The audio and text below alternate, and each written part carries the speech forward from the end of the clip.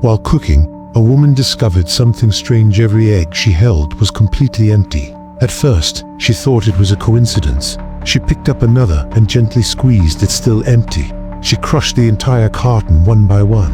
Not a single egg was normal. But that wasn't the strangest part. As she was cleaning the glass door to her balcony, she noticed something move.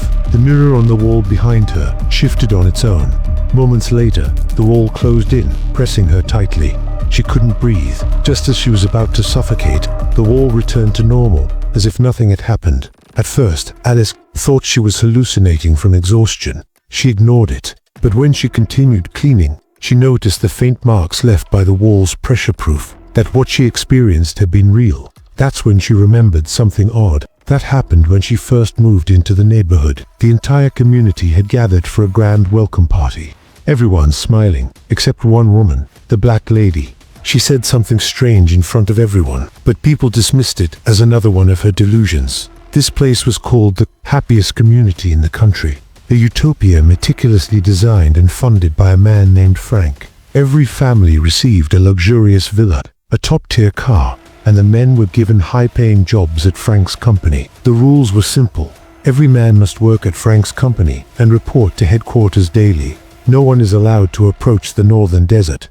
Breaking this rule leads to unpredictable consequences. Life in the community was structured. Every morning, women waved goodbye to their husbands, then spent their days cleaning, relaxing, or enjoying countless luxuries. However, before their husbands returned, they were required to attend posture training under the boss's wife to maintain the perfect figure for their partners. The black lady was the only exception. A month ago, she had tried to cross the forbidden desert with her son. Security found her, but the child was gone. Ever since, she'd been ranting that the community was a lie and warning everyone to leave. No one believed her.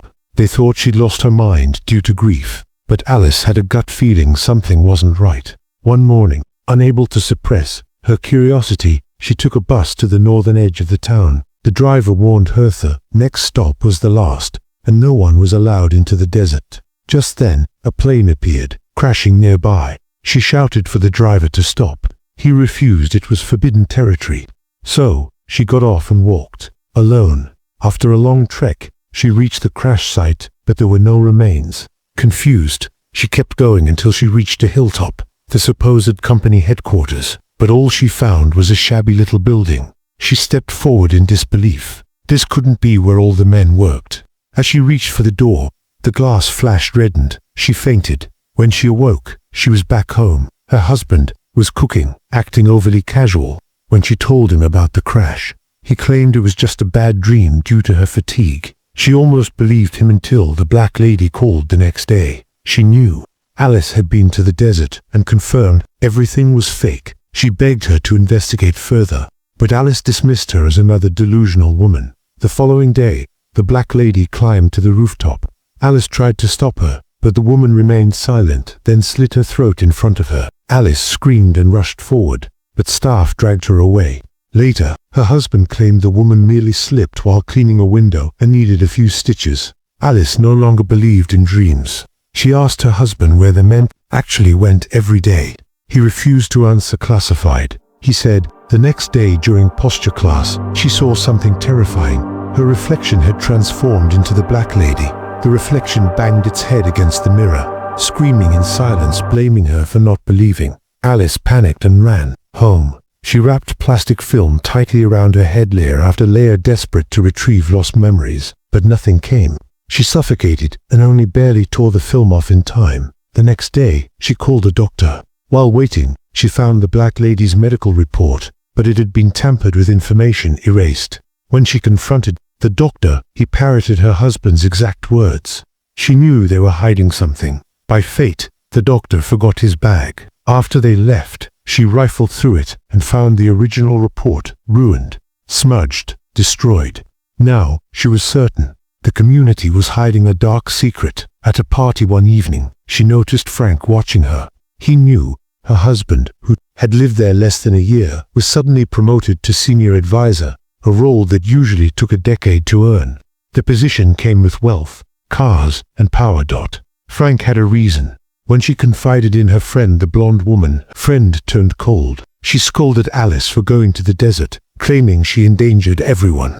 Their friendship ended bitterly. The next day, her husband threw a celebration for his promotion. Frank arrived. Two of his friends tried to cozy up to Frank, but were ignored. Instead, Frank headed straight to the kitchen and confronted Alice. He said, "You'll learn what it means to challenge me," then walked away. During dinner, Alice asked everyone where they came from. Each said Chicago. She asked how they met their husbands. Every woman had the same story. On a train, they dropped their ticket. The man picked it up. All memories identical. Like implants, she stood up and declared their memories had been altered. The black lady didn't commit suicide. She was silenced. Frank calmly called her delusional. The others, already brainwashed, believed him. The gathering ended in tension. At home, her husband was furious. He said she ruined his big night. He wanted a better future for them, for their child someday. But Alice pleaded with him to leave this nightmare and start over. Surprisingly, he agreed. As they prepared to leave that night, Nick, her husband, apologized, but soon security appeared and dragged Alice away. She was strapped to a hospital bed. A machine was placed on her head. Memories returned. She had once been a doctor, worked, exhausted, trying to care for Nick, but Nick had become lazy and dependent. One day, he discovered an ad for the Victory Project, a simulated community where men could feel important again.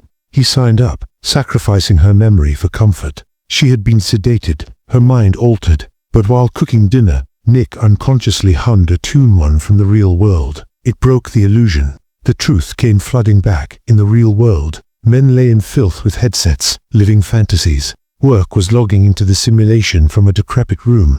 Women were trapped, used, reprogrammed. When Nick realized, Alice remembered. He begged her to stay. "I love you," he said. "I know. No, you can't say that. That means you don't love me. I saved your life," he pleaded. "This is my life. You stole it." She smashed a cup on his head. The system detected his death.